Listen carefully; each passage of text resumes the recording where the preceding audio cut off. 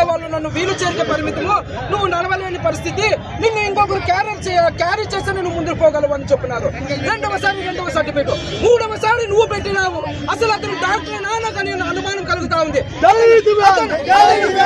అతని మెడలో స్టెథోస్కోప్ లేదు, సరిగా కాలు పట్టుకొని చూడు, చెయ్యి పట్టుకొని చూడు.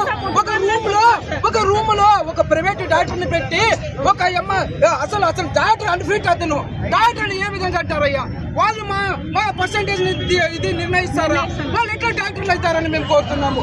అసలు మా వికలాంగుల జాతికి ఇంత ద్రోహం, నమ్మక ద్రోహం జరుగుతా అంటే మేము చూస్తూ ఊరుకుండాలా?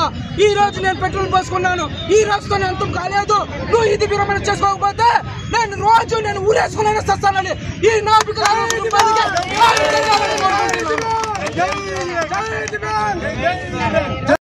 కూడా వాళ్ళు నన్ను వీలు చేరికే పరిమితము, నువ్వు నడవలేని పరిస్థితి, నిన్ను ఇంకొకరు క్యారీ చేస్తే నువ్వు ముందుకు పోగలవు అని చెప్పినారు. రెండవ సర్టిఫికేట్, మూడవసారి నువ్వు పెట్టినావు. అసలు అతను డాక్టరేనా నాకు అనుమానం కలుగుతా ఉంది.